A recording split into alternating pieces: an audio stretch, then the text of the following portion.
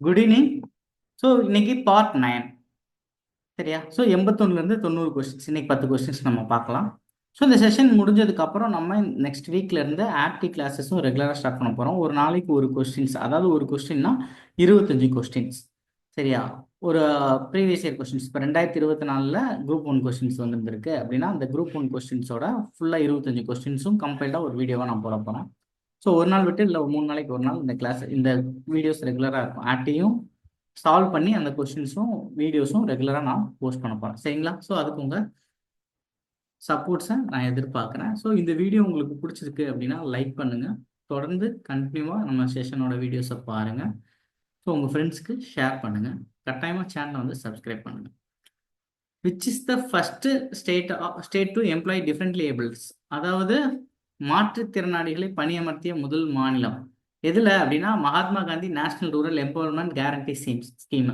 மகாத்மா காந்தி தேசிய ஊரக வேலைவாய்ப்பு உறுதி திட்டத்தில் மாற்றுத்திறனாளிகளை பணியமர்த்திய முதல் மாநிலம் எது அப்படின்னு கேட்டிருக்காங்க. சரியா? ஸோ ஆப்வியஸ்லி இந்த மாதிரியான விஷயங்களை ரொம்ப முன்னோக்கி சிந்திச்சது எல்லாமே தமிழ்நாடு தான் இருக்கும். சரியா? தமிழ்நாடு தான். Okay. So MN Rekha. So Mahatma Gandhi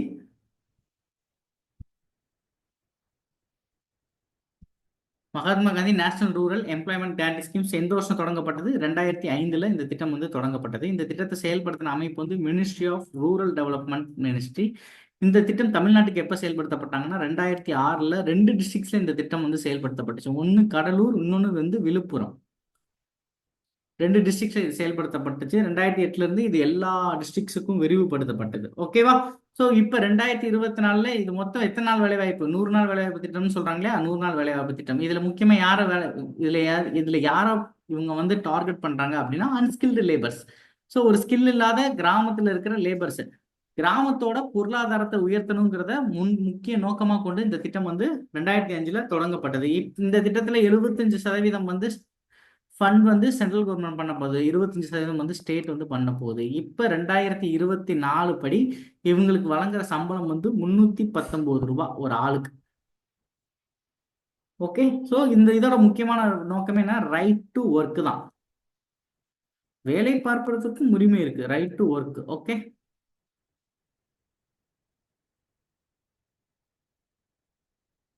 rural சிட்டிசன்ஸோட வாழ்வியலை மேம்படுத்துறதுக்காகவும் இந்த திட்டம் தொடங்கப்பட்டது. சரியா? இந்த திட்டத்தோட ஃப்ரீ ஹெல்ப்லைன் நம்பர்ஸ் வந்து இப்போ ரீசெண்டாக கொஸ்டின்ஸ் அதிகமாக கேட்குறாங்க. ஸோ நோட் பண்ணிக்கோங்க. 1299 ஃப்ரீ ஹெல்ப்லைன் நம்பர் வந்து 1299. ஓகேவா?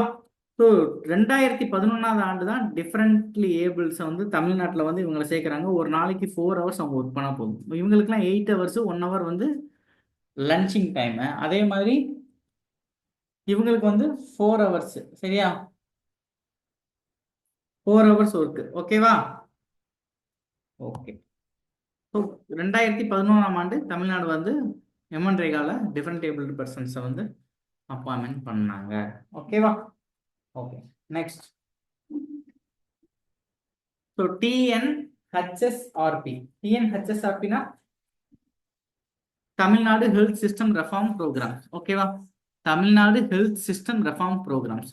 சரியா? இதுல என்ன சொல்றாங்க? இந்த Tamil Nadu health system reform programmes 2019 இந்த திட்டம் வந்து தொடங்கப்பட்டது. ஸோ 5 ஆண்டு இலக்கா வச்சு 2024 வரைக்கும் செயல்பட்டாங்க. 5 இயர்ஸ் இவங்களோட பிளானு. இது வந்து வேர்ல்டு பேங்கோட அசிஸ்ட்ல, அதாவது அவங்களுடைய உதவியால செயல்படுத்தப்படுது. 70% வேர்ல்டு பேங்க், 30% ஸ்டேட் கவர்மெண்ட். இவங்க 2 பேரும் இதோட நிதியை பகிர்ந்தளிக்கிறாங்க. கிட்டத்தட்ட 2000 கோடி வந்து வேர்ல்டு பேங்க் கொடுக்குறாங்க, 854 கோடி வந்து ஸ்டேட் கவர்மெண்ட் கொடுக்குறாங்க. இந்த கொஸ்டின்ஸ் அப்படியே வந்திருக்கு. சரியா? ஸோ 2884 கோடி வந்து எத்தனை கோடி வந்து இதுல இன்வால்வ் பண்ணியிருந்தாங்க அப்படின்னு சொல்லி ஒரு கொஸ்டின்ஸ் வந்து ப்ரீவியஸ் இயர் கொஸ்டின்ஸ் அப்படியே வந்திருக்கு. ஸோ 2857 கோடி. சரியா? 57 கோடி. ஓகே. ஸோ இவங்களோட முக்கியமான நோக்கமே என்ன அப்படின்னா இவங்க பல பல நோக்கங்களை முக்கியமா எடுத்திருந்தாங்க. அதாவது சிகிச்சையுடைய தரங்களை மேம்படுத்துறது, அடுத்து ஆக்சிடென்டல் கேரு, அடுத்து ஆன்டினட்டல் கேர். ஆன்டினட்டல் கேர்னா குழந்தை பிறப்பதற்கு முன்னாடி. சரியா? குழந்தை பராமரிப்புக்காக பண்றதா ஆன்டினட்டல் கேர். ஆன்டினட்டல் கேரா இருக்கட்டும், குடும்ப கட்டுப்பாடு,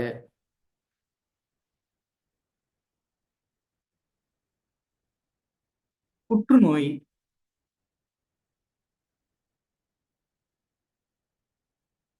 தொற்றா நோய்கள் மேலாண்மை, நான் கம்யூனிகபிள் டிசீஸ் மேனேஜ்மெண்ட்,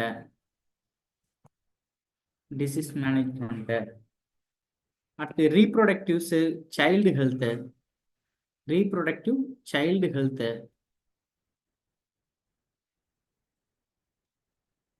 அடுத்து accidental case, accidental care, accidental case. ஓகேவா? அடுத்து 500 எமர்ஜென்சி, 108 எமர்ஜென்சியை ப்ரொக்யூர் பண்றது. இது எல்லாத்தையுமே இவங்க வந்து ஒரு தன்னுடைய நோக்கமா கொண்டுதான் இவங்க 5 வருஷம் பிளான் பண்ணி இங்க வந்து ஒர்க் பண்ணாங்க. சரியா? அதுக்கு பேர் தான் Tamil Nadu health system reform programmes. Okay. So இதுல எது எதெல்லாம் நமக்கு ஆன்சர் தான், தமிழகத்தில் மெட்டீரியல் இல்லை, maternal and neonatal mortality rate, இது மெட்டர்னல் இருக்கிறதுனால இது தப்பு. ஓகே. அடுத்தா எக்ஸ்பெஷலி ட்ரைப்ஸ் அப்படிலாம் அவங்க பார்க்கல, எக்ஸ்பெஷலி யாராவது ஒரு ப்ரிவிலேஜ் அப்படிலாம் பார்க்கல. ஸோ அவங்க வந்து ஆக்சிடென்டல் கேர் மட்டும்தான் பார்த்தாங்க. ஸோ ஆன்சர் வந்து 4 உண்மை, ஆனால் 3 வந்து பொய். ஓகே. 4 உண்மை, 3 வந்து பொய். ஸோ தமிழ்நாடு காவலர் அருங்காட்சியகம் எங்க அமைந்துள்ளது? ஸோ இது 8 கால் பூச்சிக்கு எத்தனை கால் மாதிரி தான். சரியா? எக்மோர், எக்மோர்ல தான் தமிழ்நாடு காவலர் அருங்காட்சியகம் அமைந்துள்ளது. தமிழ்நாட்டில் சமூக நல வாரியம் எந்த ஆண்டு ஏற்படுத்தப்பட்டது? ஸோ தமிழ்நாட்டில் சோசியல் வெல்ஃபேர் போர்டு வந்து 1954ஆம் ஆண்டு ஏற்படுத்தப்பட்டது. இந்த சோசியல் வெல்ஃபேர் போர்டோட உமன் வெல்ஃபேர் டிபார்ட்மெண்ட்டும் இன்டகிரேட் பண்ணாங்க. சரியா? அது எந்த வருஷம்னா 1961. Social welfare board plus woman welfare department, இந்த ரெண்டையும் இன்டகிரேட் பண்ணது 1961. ஸோ இந்த சோசியல் வெல்ஃபேர் போர்டு என்ன ஒர்க் பண்ணுவாங்க? இவங்க பண்ணக்கூடிய ஒர்க்லாம் மேரேஜ் அசிஸ்டன்ஸு. இப்போ இதோட மினிஸ்ட்ரி யாரு? கீதா ஜீவன், திருநெல்வேலி மேடம் தானே, கீதா ஜீவன். இவங்க தான் இப்போ மினிஸ்டராக இருக்காங்க. சரியா? தமிழ்நாட்டில் சோசியல் வெல்ஃபேர் மற்றும் உமன் டெவலப்மெண்ட் அப்படிங்கிற துறை. சரியா? ஸோ இவங்க மேரேஜ் அசிஸ்டன்ஸ் கொடுக்கறது இந்த டிபார்ட்மெண்ட் தான். கேர்ள் சைல்டு ப்ரொடெக்ஷன் பண்ணுறது இந்த டிபார்ட்மெண்ட் தான். ஓல்டேஜ் அவங்களுக்கான இஷ்யூஸை ரிசால்வ் பண்ணுறது transgenders welfare board. So marginalised peoples எல்லாத்தையுமே கவர் பண்ணுறது இந்த டிபார்ட்மெண்ட் தான். சரியா? அதே மாதிரி prohibition of child marriage act 2006, dowry domestic violence act 2005, இதை எல்லாத்தையுமே இவங்க தான் ஃபங்க்ஷன், இவங்களுக்கு கீழே தான் இது எல்லாமே ரெகுலேட் ஆகிட்டு இருக்கு. ஓகே. நெக்ஸ்ட், தமிழகத்தில் பொறியியல், மருத்துவம் மற்றும் இதர படிப்புகளில் சேர எத்தனை சதவீதம் இடஒதுக்கீடு அரசு பள்ளிகளில் பயிலும் மாணவர்களுக்கு தமிழக அரசு முடிவெடுத்துள்ளது? ஸோ எத்தனை சதவீதம் அவங்களுக்கு கொடுக்குறாங்கன்னா, ஸோ 7.5%. 7.5%. ஓகேவா? ஸோ இதுக்கு முன்னாடி 10.5% வந்து ஒரு குறிப்பிட்ட 1 இயர் கேஸ்ட் கொடுத்தாங்க 2021. சரியா? 10.5%. அதுக்கு அடுத்து 7.5% வந்து இந்த 2021 நினைக்கிறேன், எக்ஸாக்டா 21 கொடுத்தாங்க. சரியா? இதுக்கு ஒரு கமிட்டி ஒன்று போட்டாங்க, கலையரசன் கமிட்டி. அவங்க கொடுத்த ரிப்போர்ட் அடிப்படையில் தான் இந்த இடஒதுக்கீடு கொடுத்தாங்க.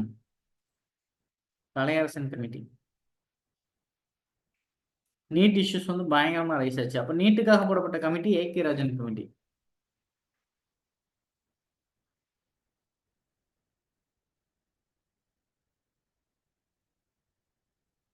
ஏகே ராஜன் கமிட்டி நீட்டுக்காக போடப்பட்டது.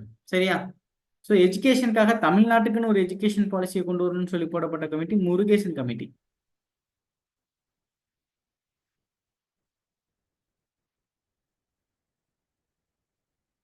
Murugesan committee. Okay. Okay. Next, so Kaveri நதியானது தனக்குத்தானே டேஸ் எனும் இடத்தில் கோளரன் காவிரியாக 2 கால்வாய் நதிகளாக பிரிகிறது. ஸோ காவிரி வந்து அப்படியே இப்படி வரும், இப்படி வந்து இப்படி 2ஆ பிரியும். மேலே போகிறது வந்து கோளரன், அதான் கோளரன், கீழே இருக்கிறது வந்து காவிரி. இப்படி 2ஆ பிரிஞ்சு திருப்பி இந்த ரெண்டும் போய் இப்படி மெர்ஜ் ஆகி திருப்பி இப்படி இப்படி இப்படி இப்படி இப்படி இப்படி இப்படியே பல நதிகளாக பிரியும், அப்படியே கொஞ்சம் கொஞ்சமா. சரியா? ஸோ இந்த இடத்துல இருக்கிறது தான் ஸ்ரீரங்கம்.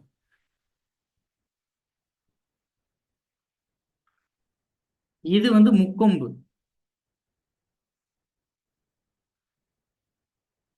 இங்க இருக்கிறது தான் கல்லணை.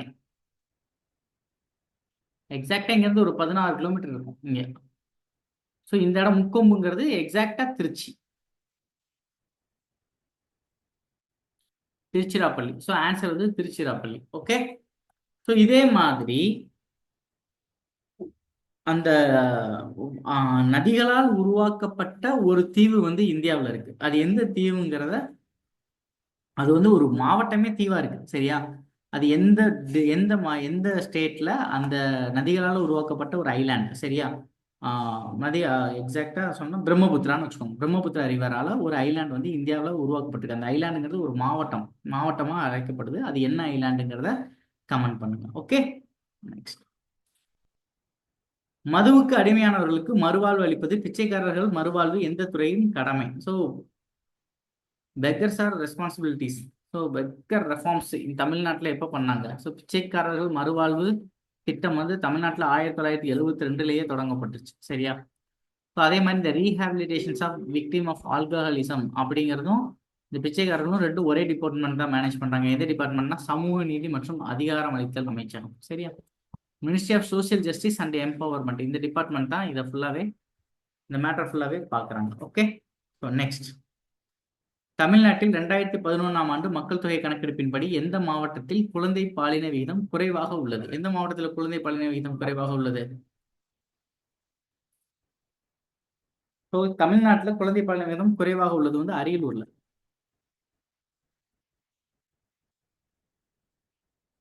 892 1000 பேருக்கு. சரியா? குழந்தை பாலின விகிதம்னா 0 to 6 வயதுக்குள்ள. சரியா? CSR ratio, child sex ratio. Okay, so அதுக்கப்புறம் எங்க அதிகமா இருக்கு அப்படின்னா கடலூர் 895.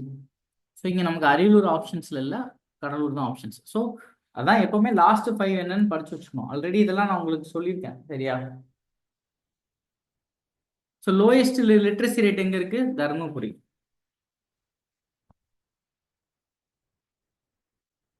Lowest literacy rate. ஓகேவா? Lowest literacy rate. ஸோ தமிழ்நாட்டுக்கு சிஎஸ்ஆர் எவ்வளவு? தமிழ்நாட்டில் சிஎஸ்ஆர் எவ்வளவு? 946. 1000 பேருக்கு 946. சிஎஸ்ஆர் அதிகமா இருக்கிற ஸ்டேட்ஸ் வந்து நீலகிரி 985. 1000 பேருக்கு 985 பெண்கள் இருக்காங்க. ஓகே, ஸோ தமிழ்நாட்டில் 2001 இருந்து 2011 வரைக்கும் சிஎஸ்ஆர் ரேட்டியோ இன்க்ரீஸ் ஆயிருக்கா டிக்ரீஸ் ஆயிருக்கான்னு கேட்டிருப்பாங்க. ஸோ இதையும் கமெண்ட் பண்ணுங்க. 2001 இருந்து 2001. ஸோ ஏன்னா 2001 இருந்து பல்வேறு நடவடிக்கைகளை நம்ம எடுத்திருக்கோம். இந்தியன் கவர்மெண்ட்டும் 2001 இருந்து 2011 இருந்து 2021 வரைக்கும் பல்வேறு நடவடிக்கைகள் எல்லாம் எடுத்திருக்கு. பேட்டி பச்சாவெல்லாம் சிஎஸ்ஆரோட ஒரு முக்கியமான ஸ்கீம் தான், அதை இன்க்ரீஸ் பண்றதுக்கு. எனக்கு இந்த 2001 இருந்து 2011 தமிழ்நாட்டில் எவ்வளவு இன்க்ரீஸ் ஆயிருக்கா டிக்ரீஸ் ஆயிருக்காங்கிறத கமெண்ட் பண்ணுங்க. Okay, next. கரிகால சோழன் காவிரியின் குறுக்கே கட்டிய அணையின் பெயர் கல்லணை. நான் சொன்னேன்ல ஆல்ரெடி, கல்லணை. ஸோ அந்த கொள்ளைரனும் காவிரியும் ரெண்டும் சேர்ற இடம், இப்படி வந்து சேர்றோம். ஸ்ரீரங்கத்துல இருந்து கரெக்டா எக்ஸாக்டா இந்த இடத்துல இருக்கும். சரியா? கல்லணை. அங்கதான் கரிகாலன் வந்து கட்டினார். கிட்டத்தட்ட 2000 வருஷம் பழமையான ஒரு அணை. மாண்புமிகு தமிழக முதல்வர் திரு மு.க.ஸ்டாலின் அவர்கள் 16/11/2021 தொழில் வளர்ச்சி சார்பில் புதிய வகை வணிக பெயர் கொண்ட சிமெண்டை அறிமுகம் செய்தார். சரியா? ஸோ அந்த அந்த சிமெண்ட் என்ன அப்படின்னு கேட்குறான். சரியா? ஸோ தமிழ்நாட்டில் இந்த சிமெண்ட் உற்பத்தி பண்றதுக்குன்னு தமிழ்நாட்டில் ஒரு கார்பரேஷன்ஸ் இருக்கு. என்னது? Tamil Nadu cement corporation limited. Okay, Tamil Nadu cement corporation limited. So எந்த வருஷம் தொடங்கப்பட்டதுன்னா 1969 தொடங்கப்பட்டது. இந்தியாவில் தமிழ்நாட்டில் 2 இடங்கள்ல தமிழ்நாடு கவர்மெண்ட் வந்து சிமெண்ட் உற்பத்தி பண்ணுது. எங்க? ஒன்று வந்து ஆலங்குளம், இன்னொன்று வந்து அரியலூர். இப்போ தமிழ்நாடு கவர்மெண்ட் 4 வகையான சிமெண்ட் உற்பத்தி பண்ணுது. அதுல ஒண்ணுதான் என்னது? அரசு சிமெண்ட், அரசு சூப்பர் ஸ்டார்.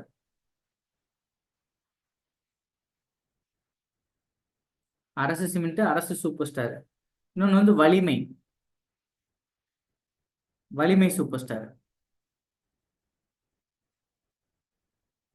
இந்த வலிமையை தான் வந்துட்டு 16/11/2001 ஸ்டார்ட் பண்ணி வச்சேன். சரியா?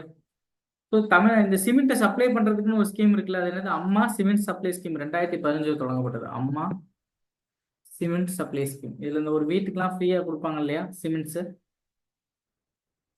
வீடு கட்டுறதா இருந்தா அவங்களுக்கு வந்து இத்தனை மூட்டை ஃப்ரீ அப்படின்னு ஒரு கன்செஷன் ரேட் வந்து பப்ளிக் கொடுக்குறாங்க. அது வந்து அம்மா cement supply scheme.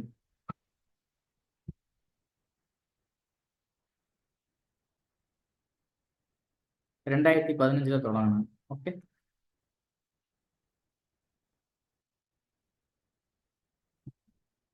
Thank you. So இந்த வீடியோ உங்களுக்கு பிடிச்சிருக்கு அப்படின்னா உங்கள் ஃப்ரெண்ட்ஸ்க்கு லைக் பண்ணுங்க, உங்கள் ஃப்ரெண்ட்ஸுக்கு ஷேர் பண்ணுங்க, அண்ட் இந்த சேனலை வந்து சப்ஸ்கிரைப் பண்ணுங்க.